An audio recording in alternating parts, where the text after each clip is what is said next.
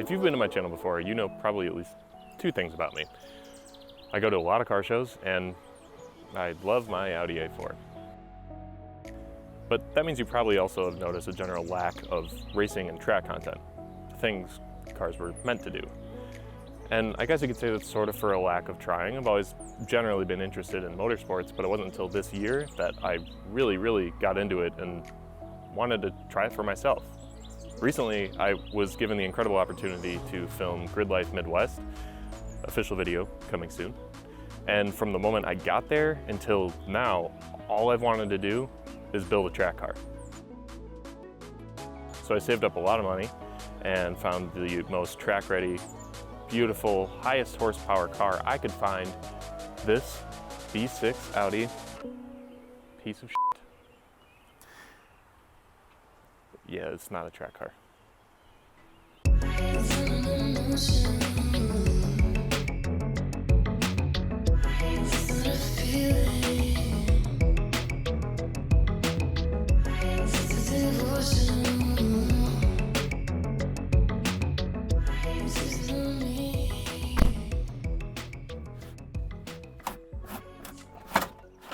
Okay, so obviously this isn't a race car. Not yet, at least. But here's what actually happened. This was my brother's winter car for maybe a year. And in the time that he had it, we were constantly fixing issues between PCV issues, coolant leaks, wheel bearings. It was never ending. It was clear that the previous owner and probably the owner before them just completely neglected the car, which happens. And it got to the point where the only way to really fix it would be to completely remove the engine and throw a bunch more money at it to refresh basically everything, and my brother wasn't having it. So I gave him an offer that he probably could have refused it, but he's a good brother and he gave me a deal. So this is my new, to me, V6 Audi A4.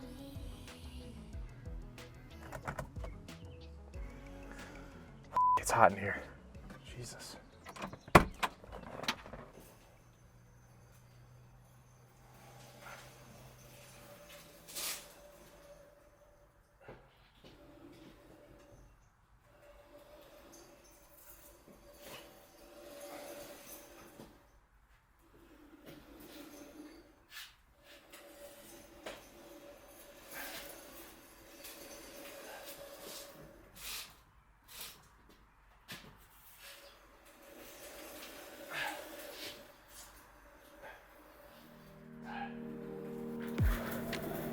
All right, I can already hear people in the comments saying, "You're getting rid of the B8? No more B8." But the car's not going anywhere. It's going to be in plenty of future videos. I'm just adding another build to the channel. And why not track the B8? Because it's my baby. It's my street car, weekend warrior, almost show car. So I want it to stay that way. I did actually take it on track a few weeks ago as a camera car, and that was freaking sweet. So I might actually take it on a couple of track days, but the designated track car is this one. With my limited skill level, I'd much rather have a car I don't care about that I take on the track than one that I really care about. So that's that. The overall plan for this car is, of course, a track car. I don't even know what kind of events I want to enter it in. All I know is I want a track car, I want a race car, and that's what this is going to be. I'm going to refresh the engine with new belts and gaskets and stuff. I'm going to refresh the suspension with new bushings. I'm going to upgrade the suspension, throw a couple other upgrades at it, and make a much better handling car that I can beat the crap out of and not care about. I'm going to bring you guys along for the whole thing, for all the upgrades and for the track days, because I've never done that kind of thing, and it's something I really want to learn, and I'll bring you along with me, and hopefully you learn something too.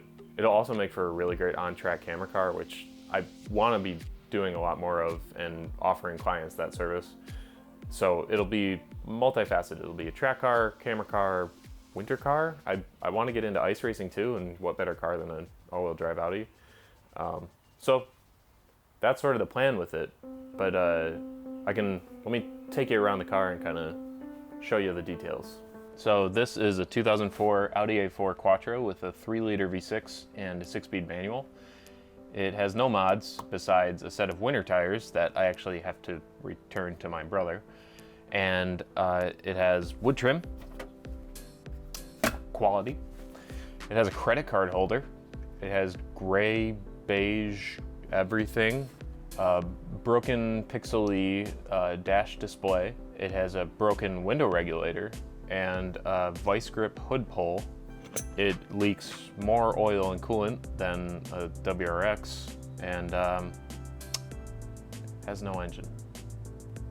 I sort of jumped the gun a little bit and took the engine out, but that's what today's about. My goal is to get the engine refreshed and back in the car, get it running, and in order to do that, I have help from today's sponsor, 034 Motorsports. So of course I got a bunch of OEM parts to replace the old OEM junk parts, whatever. So that's not important here.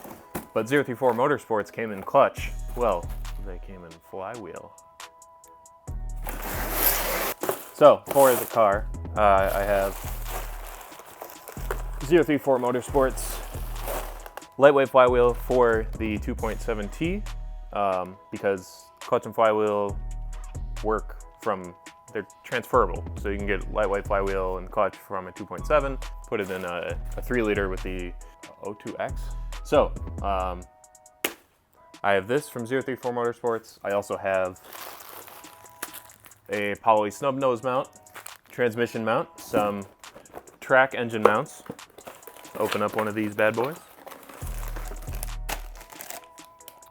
Look, it's just a bag, but there's a stiff boy in here. And 034 is going to be continuing to sponsor this car throughout the build, along with my B8. So in future videos, you're going to see more suspension components from 034 on both this car and my B8, because 034 Motorsport is awesome and they are cool enough to sponsor smaller channels like mine. So big shout out to them. If you're looking for parts for your B6, your B5, your B8, A4, S4, go to their website. You're gonna find a bunch of stuff that's high quality and it's gonna make your car way better. So, let's get to working on the car.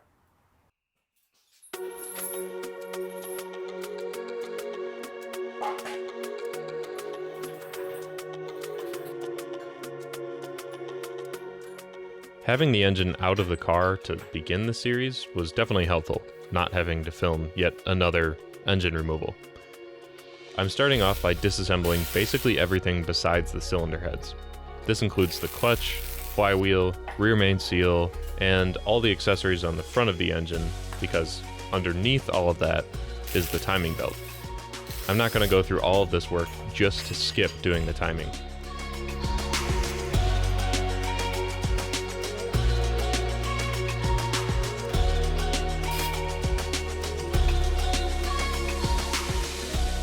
Of course, while I'm in there, I might as well refresh all of the seals at the top and bottom of the engine.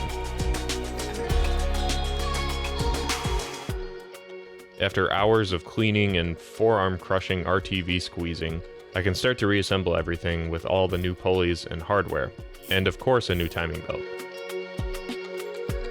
I won't go into how to time this engine because there are plenty of good tutorials out there on YouTube that I'd recommend checking out.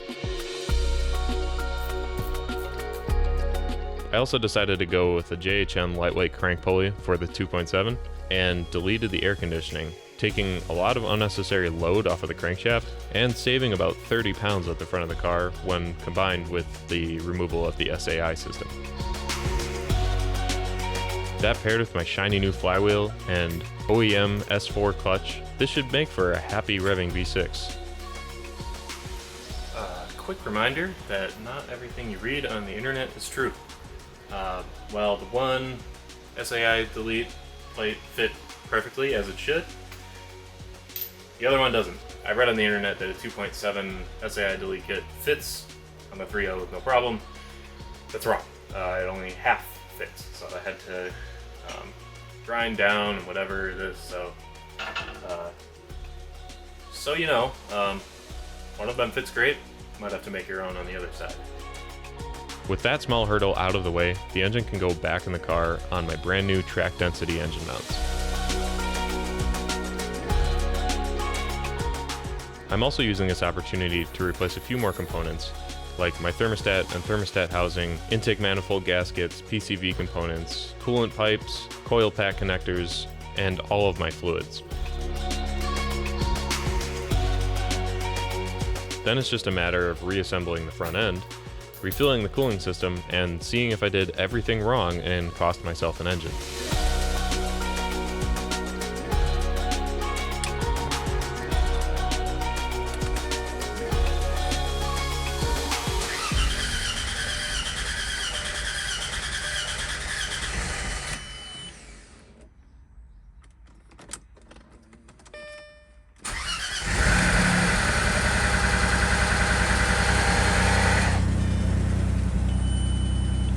All right.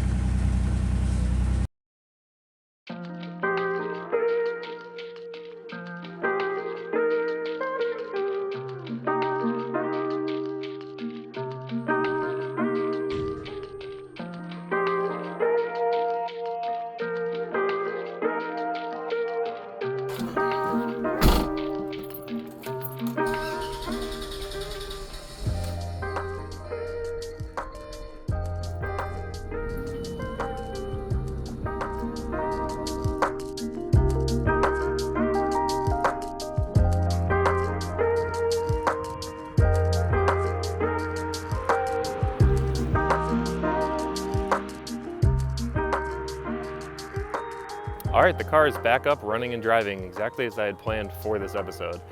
And it took a few weeks to get here, but I gotta say, it all went relatively smoothly. And the car itself drives pretty well. In fact, the 034 track density mounts that I have, they're surprisingly not harsh. I still have yet to put the transmission mount in, which I know is a little bit stiffer, but it feels like a stock car. So thumbs up there. But performance-wise, I don't really have too much to compare it to because I only drove it maybe once when my brother owned it. So I know that it was very slow and sluggish back then. It's still slow. It's not a fast car. But with the lightweight flywheel, the lightweight crank pulley, no more air conditioning, and everything kind of freshened up, it does feel good. Like, one thing that I have been missing out on with my four-cylinder cars, being the A4, my old GTI, was low-end torque. That punch you get at the low end from the benefit of having more than 4 cylinders. So I just press it, there it goes. But that's kind of where it ends with this car. Doesn't have very much high-end power. But I didn't go into this thinking that this would be a fast car. And that brings up kind of an important question that I'm sure is on a lot of your minds. Why not get a 1.8 or even engine swap it? If you're thinking that the 1.8 is a better platform for power and overall more fun, you're right. But this was a deal that just kind of fell into my lap, couldn't pass it up, and honestly, if it was a 1.8, I still would have bought it and probably had the same plans with it. Luckily, the 3-liter is pretty widely known for being a reliable engine, so hopefully we'll be able to take some thrashing. I think it's also important to note that this engine is temporary. I have some plans, and I'll leave it at that. In the next episode, though, I'll be adding a few extra upgrades to the car, finishing things off because obviously it's not back together. There's pieces still broken. So I'll be fixing a few more things, upgrading a few things to make it breathe a little better, and then just getting it ready to take a lot of abuse.